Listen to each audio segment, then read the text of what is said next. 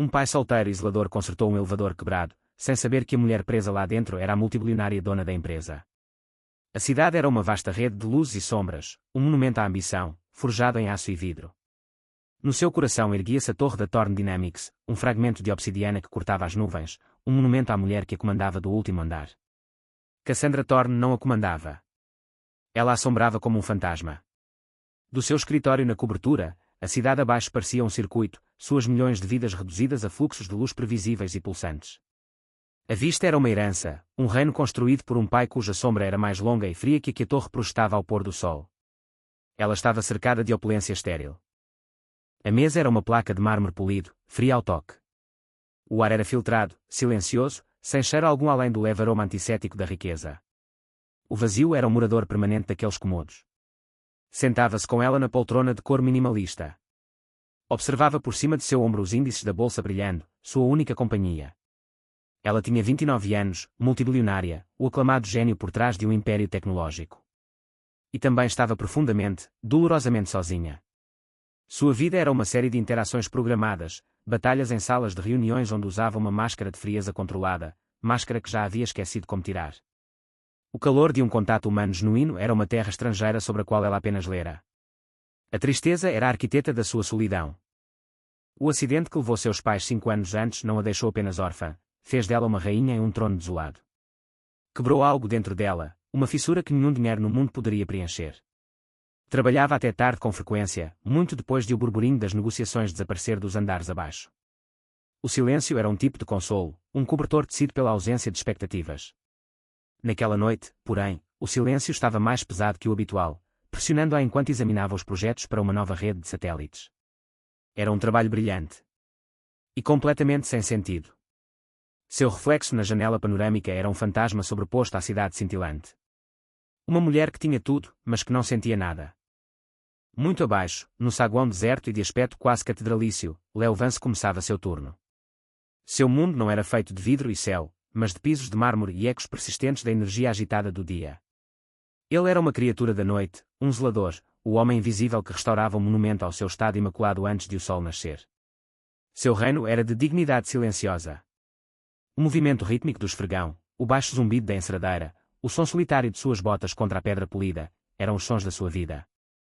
Encontrava uma paz estranha no vazio do edifício. Era um lugar onde podia pensar, onde o ruído de suas próprias preocupações se amortecia por algumas horas. Leo era pai solteiro. Essa era a essência de sua identidade, a força que o levava através do cansaço e da solidão dos turnos noturnos.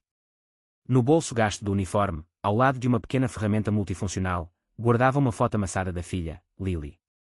O sorriso dela era um raio de sol em seu mundo estéril e iluminado por lâmpadas fluorescentes. Ele estava cansado. Um cansaço profundo, fruto de equilibrar creche, reuniões escolares e as longas noites solitárias. Já fora aprendiz de engenheiro, um homem que amava a lógica e o desafio de fazer as coisas funcionarem. Mas a vida, em sua forma cruel e imprevisível, desmontara seus sonhos peça por peça depois que sua esposa, Maria, adoeceu. A morte dela deixou um vazio em seu peito que apenas o riso de Lily conseguia preencher, ainda que temporariamente. Agora, suas mãos, antes destinadas a construir circuitos e projetar máquinas, empunhavam um esfregão e empurravam um carrinho de lixo. Não guardava rancor do trabalho. Era honesto. Sustentava sua filha. Era o suficiente. Mas, às vezes, no meio da noite, enquanto polia as portas envidraçadas de uma sala de reuniões, via seu próprio reflexo cansado. Um homem assombrado pelo que poderia ter sido, outro tipo de fantasma, vagando pelos corredores de um mundo que não era o seu. A tempestade começou pouco depois da meia-noite. Uma fúria violenta e chorosa de chuva e vento, que se lançava contra a pele de vidro da torre. Cassandra sentiu uma pontada de algo desconhecido. Um lampejo de preocupação. O prédio, normalmente uma fortaleza de estabilidade silenciosa, parecia gemer sob o ataque. Decidiu ir embora. Os projetos podiam esperar. O vazio estaria lá no dia seguinte. Ela juntou suas coisas, movendo-se com precisão e economia. Caminhou pela silenciosa e escura ala executiva até seu elevador privativo, o expresso que ia diretamente do seu escritório à garagem executiva. Mais um símbolo de seu isolamento, uma cápsula de aço que lhe permitia entrar e sair da própria empresa sem nunca encontrar outra alma. Entrou. As portas se fecharam com um suave e caro suspiro, selando-a lá dentro. Apertou o botão da garagem. Nada aconteceu. Apertou de novo, uma centelha de irritação surgindo. O painel permaneceu escuro. Tentou o botão do saguão. O de emergência. Silêncio. O elevador, uma obra-prima da engenharia alemã, seu transporte privado, estava morto. Um choque visceral de pânico, frio e agudo, percorreu seu corpo. As paredes, normalmente símbolo de seu poder e privacidade, pareciam agora os lados de um caixão. O ar filtrado parecia rarear, tornar-se pesado e difícil de respirar. A frieza controlada que usava como armadura começou a rachar. Ela estava presa. Na 34º andar, Leo limpava metodicamente os escritórios. A tempestade rugia lá fora, uma fúria distante e abafada. Ao esvaziar uma lixeira, ele ouviu algo. Um som metálico, fraco. Um baque. Fora de lugar no ritmo noturno do edifício. Ele parou, inclinou a cabeça para ouvir. A maioria ignoraria. Um prédio daquele tamanho produzia sons estranhos. Mas Leo era um homem que percebia os pequenos detalhes. Foi assim que aprendeu a ser um bom pai, uma boa pessoa, ouvindo o que não é dito, os sons por baixo do ruído. Lá estava de novo. Uma batida rítmica e frenética. Vinha do poço do elevador executivo. Seguiu o som, acelerando o passo. Parou diante das reluzentes portas de aço do elevador privado, um transporte que nunca usara nem tinha permissão para usar. A batida estava mais alta ali, desesperada. Alguém estava lá dentro. Sua primeira reação foi ligar para a segurança, seguir o protocolo. Mas lembrou-se da reunião de segurança daquela semana. A tempestade havia derrubado várias linhas de comunicação. Os telefones fixos estavam fora do ar, e o sistema de alarme provavelmente estava ligado à mesma central danificada. Poderia tentar o celular, mas o sinal era fraco no núcleo do prédio. Ele encostou o ouvido no aço frio. Alô? Tem alguém aí dentro? Uma voz respondeu, tensa e cortante. Sim. Estou presa. A energia caiu. Era a voz de uma mulher. O medo tinha suavizado as arestas da sua autoridade. Leo não sabia quem ela era. Uma executiva que ficou até tarde. Uma advogada. Não importava. Era um ser humano em perigo. Está tudo bem, mantenha a calma, disse ele, com um tom firme e tranquilizador, o mesmo que usava quando Lily acordava de um pesadelo. Vou tentar tirar você daí. Dentro do elevador, Cassandra encostou a cabeça na parede, o coração batendo rápido. A voz anônima era uma tábua de salvação. A calma que ela transmitia era uma âncora no mar tempestuoso do pânico. Ela respirou fundo, trêmula. O painel está totalmente morto. Nada funciona, eu sei, respondeu Leo, abafado, mas claro. A tempestade deve ter causado uma sobrecarga. Vou verificar o painel de serviço. Correu até o armário de manutenção mais próximo, pegou uma lanterna potente e seu próprio kit de ferramentas, não o padrão da empresa, mas o conjunto gasto e confiável dos tempos de engenheiro. Localizou o painel de controle manual do elevador. Estava trancado. Claro. Não hesitou. Tirou uma pequena gazua de sua multiferramenta, um item que comprara no mercado de pulgas anos atrás. Era uma habilidade que aprendera como jovem aprendiz, um truque para lidar com equipamentos antigos e teimosos. Em menos de um minuto, sentiu a fechadura ceder com um clique suave. Lá dentro havia uma rede complexa de cabos e alavancas. Para a maioria, um emaranhado incompreensível. Para Leo, uma linguagem familiar. A luz da lanterna iluminou um esquema de diagnóstico colado na parte interna da tampa. Ele viu o problema quase de imediato, um relé principal havia desarmado, um sistema de segurança que falhara. Para restaurá-lo, era preciso uma sequência específica. Estou trabalhando nisso, gritou. Pode levar um minuto, só me tire daqui, respondeu ela, agora com uma urgência mais crua. Ele trabalhou com foco absoluto. Suas mãos, tão acostumadas a tarefas monótonas, moviam-se com uma graça antiga e familiar. Ele fez um desvio no circuito defeituoso, acionou as alavancas na ordem correta. Era como resolver um quebra-cabeça, sensação que não experimentava havia anos. Por um instante, não era zelador. Era engenheiro. Era o homem que estava destinado a ser. Um baque surdo veio do poço, e então a energia voltou a zumbir. As luzes da cabine piscavam. As portas se abriram. Cassandra saiu, piscando diante da luz súbita do corredor. Viu seu salvador, um homem de uniforme cinza simples de zelador, com uma mancha de graxa no rosto vinda do painel. Seus traços eram marcados pelas linhas do cansaço, mas por trás delas havia inteligência. Ele segurava uma lanterna numa mão e uma pequena ferramenta intrincada na outra. Ela o observou, absorvendo a cena. Aquele homem, aquele faxineiro anónimo, tinha feito o que o caríssimo sistema de emergência não conseguira. Fizera com as próprias mãos, com uma competência silenciosa que contrastava com sua posição. Uma onda de alívio, tão forte que a deixou tonta, a inundou. Foi seguida por um eco de seu antigo eu, a diretora executiva. Você deveria ter chamado a manutenção do prédio, disse, a voz ainda trêmula, mas com o tom afiado de volta. Léo sustentou o olhar dela sem piscar. As linhas estão fora do ar, senhora. A tempestade. Começou a guardar suas ferramentas, com movimentos precisos e econômicos. O trabalho estava feito, Cassandra começou, hesitante. Obrigada, parecia insuficiente. Uma recompensa, vulgar. Estava acostumada a transações, a colocar preço em tudo. Qual era o valor de uma gentileza tão simples e eficiente? Qual é o seu nome? Léo Vance. Bem, Léo Vance, disse ela, com voz mais suave, você tem minha gratidão. Instintivamente, procurou a bolsa. Dinheiro era sua forma de resolver problemas, de expressar apreço. Ele viu o gesto e levantou a mão, quase imperceptivelmente. Não é necessário, senhora. Só ajudei. Virou-se para voltar às sombras e à solidão do seu trabalho.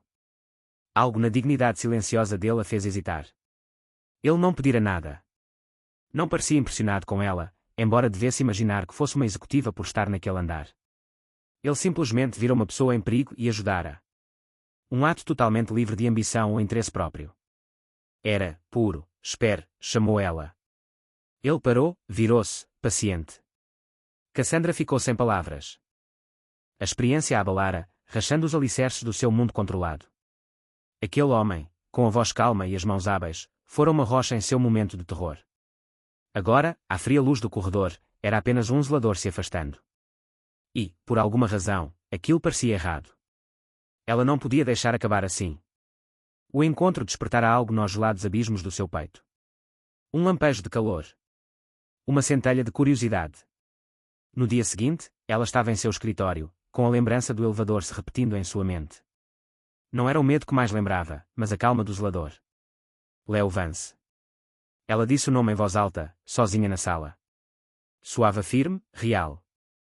Fez algo que não fazia havia anos, passou direto por sua assistente e acessou, ela mesma, o banco de dados de funcionários da empresa. O prontuário dele era curto. Léo Vance. Turno noturno na manutenção. 3 anos na empresa. Endereço em um bairro simples do outro lado da cidade. Parente mais próximo, Lily Vance. Filha. Uma filha. Esse pequeno detalhe o tornou imediatamente mais humano aos olhos dela. Explicava seu cansaço, a força silenciosa que ela vira nele. Ele não trabalhava noites apenas por si. Fazia isso por sua filha. Uma ideia começou a tomar forma, um desvio do roteiro rigidamente controlado de sua vida. Ela procurou as gravações de segurança da noite anterior. Assistiu a todo o incidente sob o olhar frio e objetivo da câmara. Viu seu próprio pânico, uma vulnerabilidade que nunca permitia que outros vissem. Depois, viu ele, seu exame meticuloso, a segurança ao manusear as ferramentas, a total ausência de hesitação. Ele era mais que um zelador. Sua curiosidade cresceu até quase se tornar obsessão. Ela precisava entender o que movia um homem assim. Precisava saber mais. Naquela noite, ficou até tarde de novo, mas desta vez com um propósito. Arranjou uma desculpa, deixou uma pasta com documentos sobre uma mesa em uma sala de reuniões que sabia estar na rota de limpeza dele. As horas passaram. O prédio se esvaziou. O silêncio familiar se instalou. Então ela ouviu o rangido distante e rítmico do carrinho dele. Ele entrou na sala de reuniões e, por um momento, não a viu. Assobiava uma melodia suave, uma canção de ninar simples. O som era tão dolorosamente terno naquele espaço estéril que Cassandra prendeu a respiração. Quando a viu, parou, surpreso. Senhora. Pensei que já tivesse ido, esqueci algo, disse ela, apontando para a pasta. Soou como uma mentira desajeitada. Estava indo embora. Hesitou, de repente sentindo que seu plano cuidadosamente pensado era, na verdade, desengonçado. Eu queria agradecê-lo de novo. De verdade. Estendeu um envelope. Dentro havia um cheque de $10.000. Um bônus. Uma recompensa. Uma solução simples e transacional. Léo olhou para o envelope, depois para o rosto dela. Não pegou. Uma tristeza tranquila brilhou nos olhos dele. Eu disse, senhora. Não é necessário. Por favor, insistiu ela, pressionando levemente contra ele. Suas ações foram exemplares. A empresa quer recompensá-lo, a empresa. Disse ele, com um leve sorriso irônico. Oh, senhora. A pergunta a pegou de surpresa.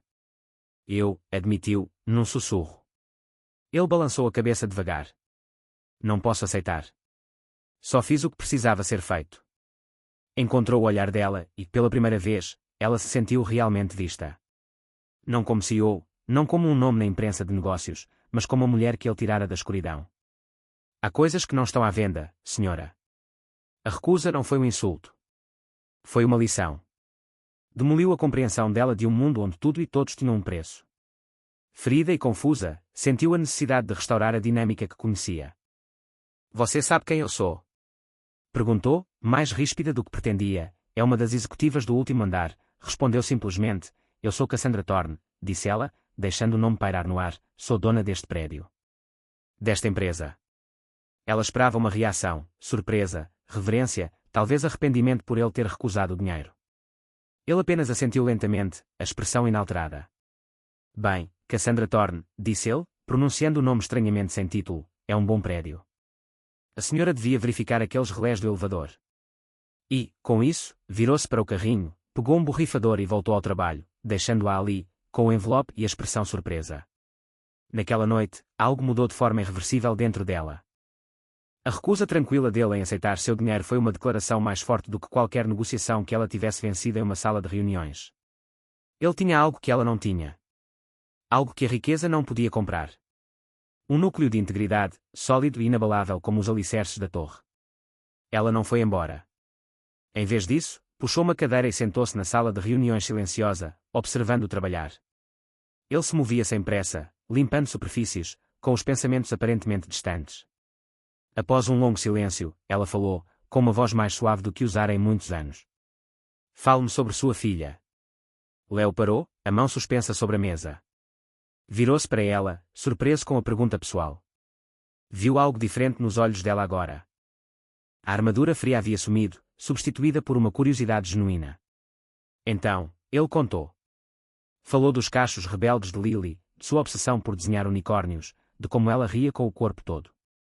Enquanto falava, o cansaço desaparecia de seu rosto, substituído por um brilho quente.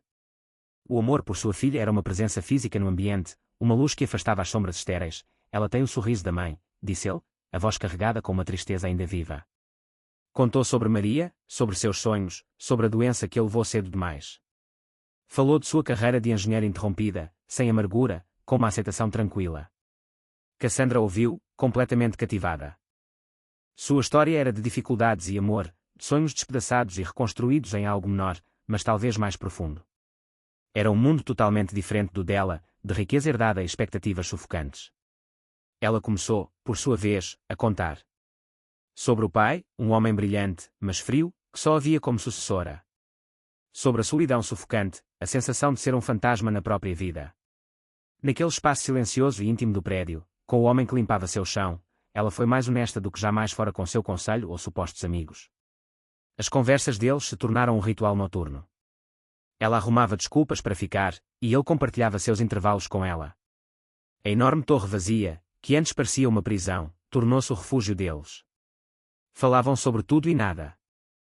Ele contou sobre a peça da escola de Lily, ela interpretava uma árvore, papel que levava muito a sério. Cassandra se viu sorrindo, um sorriso verdadeiro, não forçado. Parecia usar um músculo que não movia havia anos. Numa noite, ela apareceu com um pequeno livro lindamente ilustrado sobre constelações. Para a Lily, disse, com um leve rubor. Você mencionou que ela gosta de estrelas. Léo pegou o livro, os dedos ásperos passando sobre a capa gravada. Não era um presente extravagante. Era atencioso. Perfeito. Ela vai adorar, disse com gratidão genuína. Obrigado. Naquele momento, o abismo entre seus mundos pareceu desaparecer. Eram apenas um homem e uma mulher encontrando uma conexão frágil e inesperada no meio da noite. Ele via além da multibilionária e encontrava a mulher solitária que buscava algo. E ela via nele não um zelador, mas um homem de força e brilhantismo silencioso. O elevador a havia mantido presa por uma hora. Aquele homem começava a libertá-la de uma prisão na qual estivera a vida inteira. A paz silenciosa de seu mundo noturno estava destinada a se romper. Marcos Thorne, primo de Cassandra e vice-presidente sénior da empresa, era um homem consumido por uma ambição amarga. Sempre detestara a posição de Cassandra, convencido de que ela deveria ser dele, via as noites dela no escritório não como dedicação, mas como uma fraqueza a ser explorada. Começou a vigiá-la. Uma noite, escondido num escritório escuro ao lado, viu tudo. Viu a reverenciada e inacessível CEO sentada com um zelador, dividindo café de uma garrafa térmica. Viu-a rir, um riso genuíno e despreocupado que não ouvia havia anos. Viu a intimidade simples entre eles. Não era uma cena romântica, mas, na mente venenosa dele, tornou-se exatamente isso. Uma arma. Pegou o celular e tirou uma foto granulada de longe. Uma imagem de Cassandra e Leo sentados frente a frente na mesa de reuniões, com o horizonte cintilante da cidade ao fundo. Uma foto inocente, mas contexto era tudo. Vazou a imagem para um blog sensacionalista com uma dica anónima e maliciosa. A manchete explodiu na manhã seguinte, sacudindo o distrito financeiro da cidade. A rainha do gelo multibilionária em romance noturno com funcionário, Cassandra Thorne e o zelador. A história era uma mistura venenosa de preconceito de classe, especulação e mentiras descaradas. Retratava Cassandra como instável e imprudente. Retratava Leo como um oportunista astuto, um parasita que se apegara a uma mulher poderosa e solitária. A foto granulada era apresentada como prova irrefutável. A crise foi imediata e brutal. As ações da empresa despencaram. O conselho convocou uma reunião de emergência, num coro de pânico e acusações. A imprensa se aglomerou como urubus, tanto do lado de fora da torre da Thorne Dynamics quanto, ainda pior, do lado de fora do modesto prédio de apartamentos de Leo. Para Cassandra, era um pesadelo profissional. Sua liderança era questionada, sua vida privada dissecada com prazer maldoso. Mas, para Leo, era um inferno pessoal. Naquela manhã, ele deixou Lily na escola através de um corredor de vizinhos cochichando e câmaras piscando. Na escola, um colega zombou, repetindo uma versão distorcida da manchete que ouvira os pais comentarem. Lily voltou para casa chorando, sem entender as palavras, mas sentindo o veneno nelas. Foi a gota d'água. O mundo da riqueza e do poder havia invadido sua vida silenciosa como uma bola de demolição. Ele havia construído um pequeno e seguro lar para a filha após a tragédia familiar, e agora esse lar estava sendo inundado por uma maré tóxica que ele não podia conter. Naquela noite, ele foi até a torre, não para o seu turno, mas para encerrar tudo.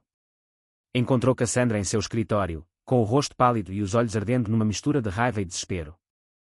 Ela estava ao telefone, gritando com um time de advogados.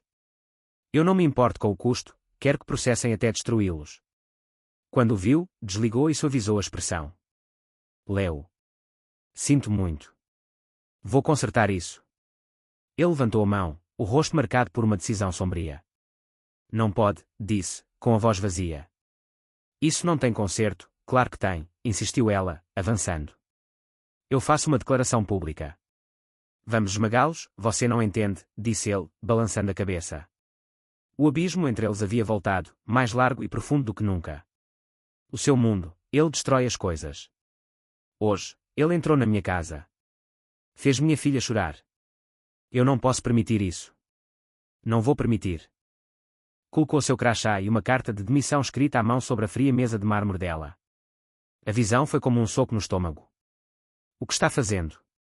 Sussurrou ela, a voz quebrada. Estou protegendo minha filha, disse ele, a voz espessa de lágrimas contidas. É a única coisa que me resta fazer. Nossos mundos nunca foram feitos para se misturar.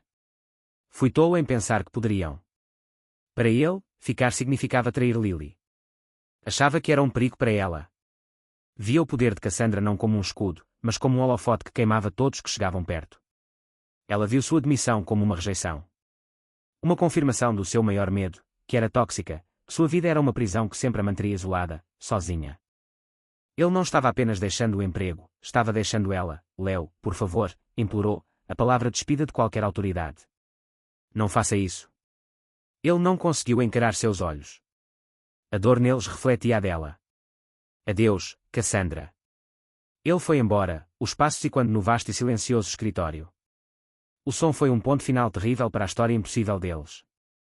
Ela estava sozinha outra vez. Presa, não em um elevador, mas na vida em que nascera.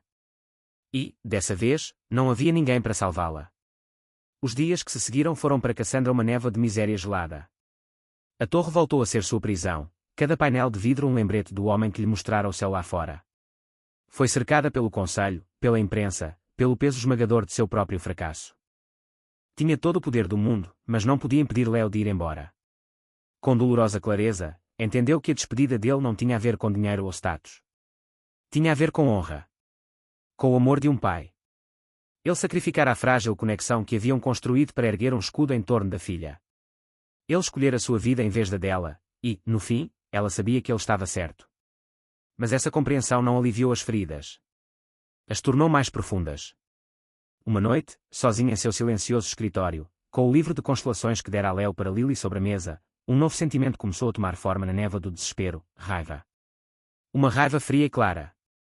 Não contra Leo. Não contra si mesma.